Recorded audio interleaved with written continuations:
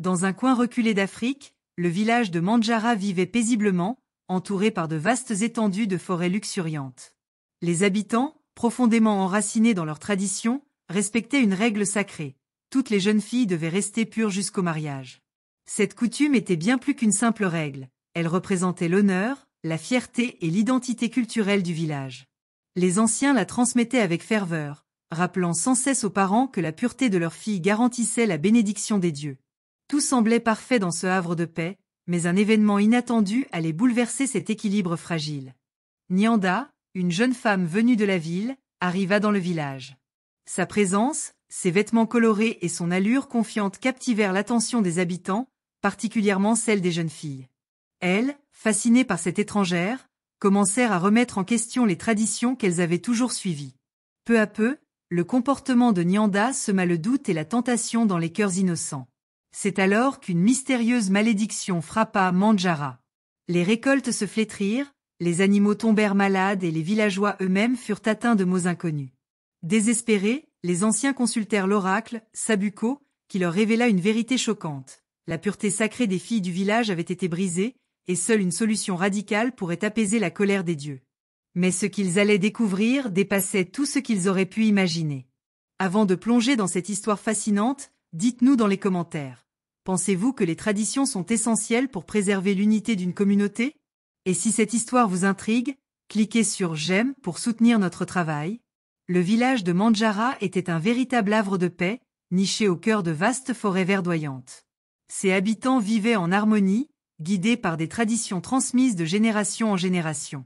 Parmi ces coutumes, une règle sacrée dominait la vie communautaire. Toutes les jeunes filles devaient rester pures jusqu'au mariage. Cette pureté n'était pas seulement une question de morale, mais aussi un symbole de respect envers les dieux, garantissant la prospérité et la paix au village. Les anciens, considérés comme les gardiens des valeurs, enseignaient cette règle avec ferveur. Lors des rassemblements, ils rappelaient aux familles que la pureté des filles était essentielle pour préserver l'équilibre entre les hommes et les divinités. Les parents, fiers de leur rôle, s'assuraient que leurs filles respectaient cette règle avec rigueur.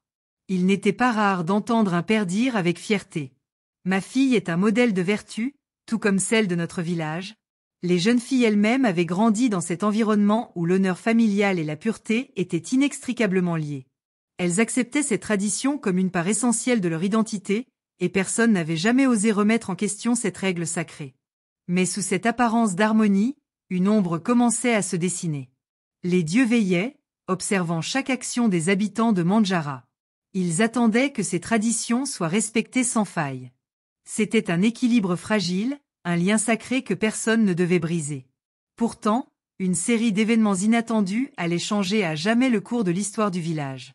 Une arrivée inattendue, une tentation silencieuse, et une pureté ébranlée allaient précipiter Mandjara dans le chaos.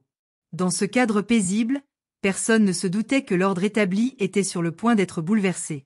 Un jour, alors que la vie suivait son cours paisible à Mandjara, une silhouette inattendue apparut à l'horizon. Nyanda, une jeune femme venue de la ville, fit son entrée dans le village, attirant immédiatement l'attention. Tout, chez elle, contrastait avec les traditions modestes des habitants. Ses vêtements étaient éclatants, ornés de motifs colorés et modernes, ses bijoux scintillaient sous le soleil, et sa démarche était empreinte d'une confiance rare. Elle semblait porter en elle une aura de mystère et de nouveauté qui captivait quiconque la croisait. Les villageois observèrent Nyanda avec une curiosité mêlée d'appréhension. Les hommes murmuraient entre eux, fascinés par sa beauté et son assurance.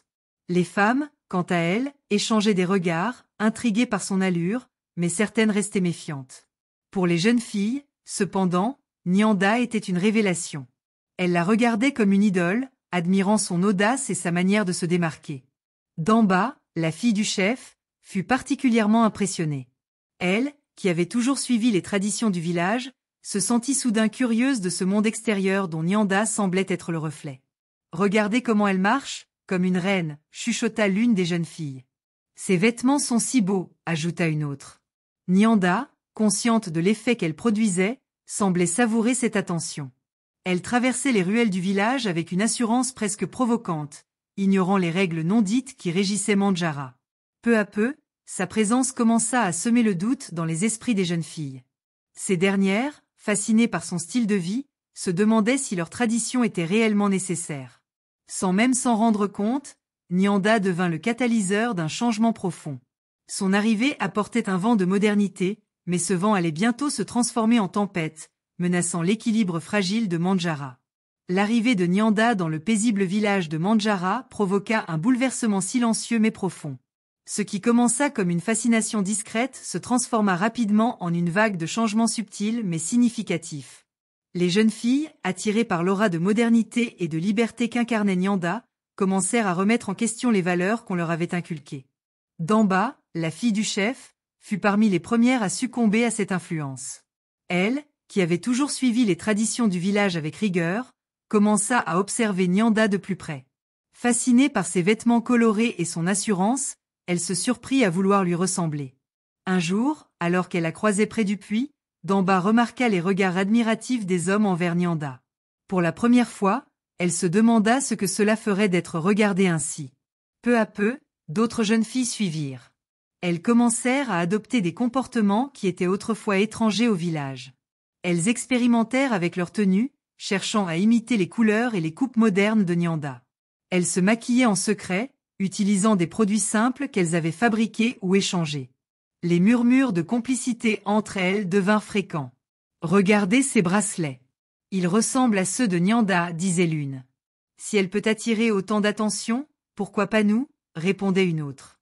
Nyanda, consciente de son influence grandissante, ne fit rien pour l'atténuer. Au contraire, elle semblait encourager ce changement. Elle s'amusait à partager des histoires de la ville, évoquant des modes de vie qui semblaient fascinants et accessibles. Les jeunes filles l'écoutaient avec des étoiles dans les yeux, imaginant un monde bien plus vaste et excitant que Mandjara. Mais cette fascination ne tarda pas à franchir une limite. Encouragées par l'audace de Nyanda, certaines jeunes filles commencèrent à rencontrer les hommes du village en secret. Ce qui avait débuté comme une quête d'attention devint un moyen d'obtenir des cadeaux et des promesses. Damba, pourtant si respectueuse autrefois, fut parmi les premières à tenter l'expérience.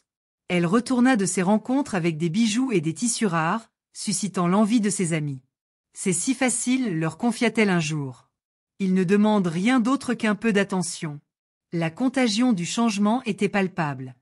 Les jeunes filles s'éloignaient peu à peu des traditions sacrées, oubliant les valeurs qu'on leur avait inculquées.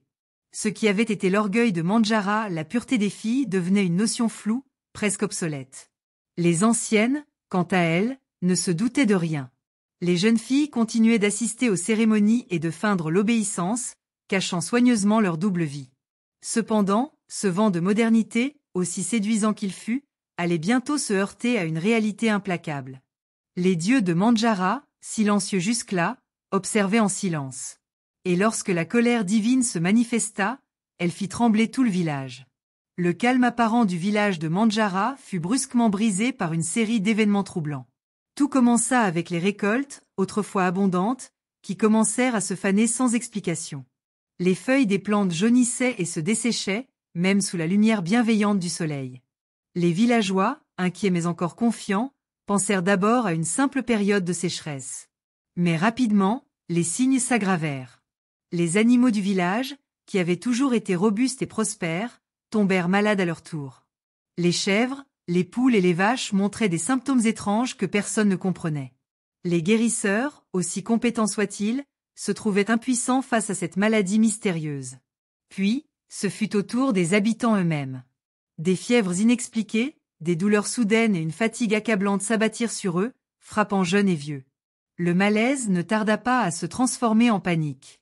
Les villageois se rassemblèrent sur la grande place, leurs visages marqués par la peur et l'inquiétude.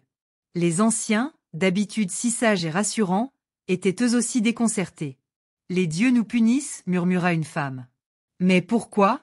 Nous avons toujours respecté leurs lois », répondit un autre. C'est alors que le chef du village, Makan, prit la parole.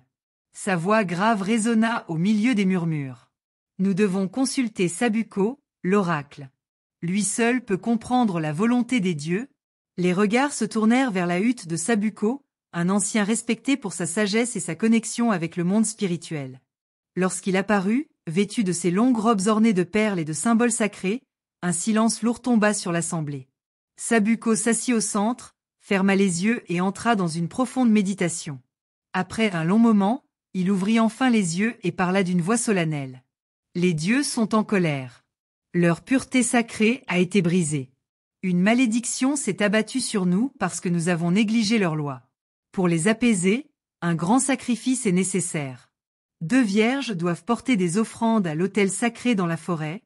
Les villageois restèrent figés, incapables de parler. La demande des dieux était grave. Mais ce qui les terrifiait davantage, c'était la possibilité que ces vierges n'existent plus parmi eux. Les murmures de doute commencèrent à se propager. Leur fierté d'autrefois, celle de préserver la pureté de leur fille, allait bientôt être mise à l'épreuve. Le lendemain matin, le crieur du village de Mandjara parcourut les ruelles, sonnant sa cloche et criant d'une voix forte. Que toutes les jeunes filles se rendent sur la place centrale pour le test de la jarre sacrée. C'est une exigence des dieux. Les villageois, encore sous le choc de la déclaration de Sabuko, se rassemblèrent rapidement. Sur la grande place, une tension palpable régnait. Les parents accompagnaient leurs filles, confiant que leur pureté respecterait les exigences divines. Makan, le chef du village, se tenait près de Sabuko, affichant un mélange d'assurance et d'inquiétude. Au centre de la place trônait la jarre sacrée, un récipient magnifiquement sculpté, entouré de symboles anciens. Sabuko prit la parole, sa voix grave résonnant parmi la foule silencieuse. Cette jarre sacrée contient le collier des dieux. Seule une véritable vierge peut plonger sa main et le récupérer. C'est ainsi que les dieux reconnaîtront leur offrande. Une fois les 2 vierges identifiées, elles porteront les sacrifices à l'autel sacré dans la forêt pour lever la malédiction. Les murmures s'intensifièrent alors que les premières jeunes filles furent appelées. Chacune avançait lentement, le regard anxieux, sous les yeux attentifs des villageois. La première fille plongea sa main dans la jarre, mais en ressortit bredouille. Un frisson parcourut la foule. Puis vint le tour de la 2e, puis de la 3e, et ainsi de suite. À chaque tentative, la jarre restait vide. L'inquiétude gagna les visages des parents. Comment cela pouvait-il être possible? Ces filles, élevées avec soin dans le respect des traditions, échouaient toutes à l'épreuve. Peut-être que les dieux nous testent encore, murmura un père, tentant de se rassurer. Mais alors que la file continuait et que chaque jeune fille échouait, le doute s'installa plus profondément. Même d'en bas, la fille du chef s'avança, tremblante mais déterminée. Elle plongea sa main dans la jarre sous les regards pleins d'espoir de son père et des anciens. Lorsqu'elle la ressortit vide, un silence pesant s'abattit sur la place. Le chef Makan détourna le regard, visiblement troublé. Les murmures devinrent des chuchotements incrédules. Pas même la fille du chef. Comment est-ce possible? Avons-nous vraiment abandonné nos traditions? La foule s'agitait, oscillant entre confusion et colère. Certains parents, déconcertés, commencèrent à murmurer des accusations. C'est la faute de Nyanda, cette étrangère. Elle a apporté sa corruption dans notre village. Sabuko, toujours impassible, éleva la voix pour ramener l'ordre. Les dieux voient tout. Leur colère est grande, mais nous devons continuer la recherche. Si aucune vierge n'est trouvée, la malédiction deviendra plus forte. Le désespoir s'empara des villageois. L'orgueil qu'ils avaient autrefois ressenti pour la pureté de leur fille s'était transformé en honte collective. Tous savaient que la vérité révélée par la jarre était irréfutable. Les traditions sacrées avaient été brisées, et les conséquences allaient être lourdes. Mandjara, autrefois symbole d'honneur, faisait désormais face à la colère implacable des dieux. Lorsque la vérité éclata sur la place centrale, les regards des villageois se tournèrent vers Nyanda, celle qu'ils considéraient désormais comme la source de tout leur malheur. Les murmures se transformèrent en cris de colère. C'est elle. Elle a corrompu nos filles. Les dieux réclament justice. Nyanda, habituellement confiante, baissa les yeux, sentant le poids des accusations peser sur ses épaules. Même ceux qui avaient admiré son allure et son style se tenaient désormais à distance, honteux de l'avoir suivi. Les anciens du village, dirigés par Sabuko, se réunirent pour décider de son sort. Après de longues délibérations, ils annoncèrent leur verdict. Nyanda portera seule le sacrifice aux dieux. En pénitence pour ses actions, elle devra marcher jusqu'à l'autel sacré, au cœur de la forêt, avec la calebasse des offrandes. Elle se tiendra responsable de ce chaos. La sentence provoqua des réactions mêlées dans la foule. Certains villageois, apaisés par cette décision, espéraient que ce sacrifice suffirait à restaurer la paix. D'autres restaient méfiants, se demandant si cela suffirait à calmer la colère divine. Le lendemain matin, Nyanda fut conduite au centre du village. Elle portait une robe simple, bien loin de ses habits éclatants, et semblait transformée. Sabuko lui tendit la calebasse, remplie d'offrandes précieuses pour les dieux. « Ce chemin est le tien, dit-il d'une voix solennelle. Marche avec courage et regret, car les dieux observent. » Sous les regards froids et désapprobateurs des villageois, Nyanda s'éloigna, portant la calebasse sur sa tête. Elle traversa les ruelles de Mandjara, ses pas lents reflétant la lourdeur de sa culpabilité. Les enfants la regardaient en silence, les adultes détournaient le regard. Dans son cœur, elle savait qu'elle devait affronter seule ce chemin de repentance. Alors qu'elle pénétrait dans la forêt dense, Nyanda réfléchit à ses choix et aux conséquences de ses actions. Ce voyage n'était pas seulement une punition physique, mais une transformation intérieure, un chemin vers la réalisation des dégâts qu'elle avait causés au village de Mandjara. Lorsque Nyanda revint au village après son voyage jusqu'à l'autel sacré, un changement profond s'était opéré. Elle n'était plus la jeune femme confiante et flamboyante qui était arrivée à Mandjara. Les jours de solitude dans la forêt, marqués par le poids de la calebasse et le silence des dieux, l'avaient transformée. Mais si la malédiction semblait levée, les récoltes commençaient à reprendre vie et les animaux à se rétablir, les cicatrices laissées par cet événement étaient encore visibles dans le village. Les anciens déclarèrent que les dieux avaient accepté le sacrifice, mais ils décidèrent également que Nyanda devait rester à Mandjara pendant 12 années en pénitence. Isolée près du sanctuaire, elle serait chargée de porter tous les futurs sacrifices et d'entretenir l'autel sacré. Sa vie, autrefois pleine d'admiration et d'attention, devint un chemin d'humilité et de réflexion. Les villageois, bien que soulagés de voir la malédiction levée, la regardaient toujours avec reproche, la considérant comme le symbole des erreurs qui avaient failli détruire leur communauté. Les habitants, de leur côté, entreprirent de restaurer les traditions. Les anciens renforcèrent l'importance de la pureté et rappelèrent à tous que l'honneur du village reposait sur le respect des coutumes. Plus personne ne serait autorisé à entrer à Mandjara depuis la ville, afin de protéger la communauté des influences extérieures. L'histoire de Nyanda devint un conte moral transmis de génération en génération. Les parents racontaient à leurs enfants comment une seule personne avait semé le chaos en négligeant les valeurs du village. Ils insistaient sur l'importance de faire des choix respectueux et d'honorer leurs racines. Ainsi, le village de Mandjara, bien que marqué par cette épreuve, retrouva son équilibre en réaffirmant ses traditions. La leçon était claire. Les racines d'une communauté sont sa force, et les abandonner, c'est risquer de perdre tout ce qu'elle représente.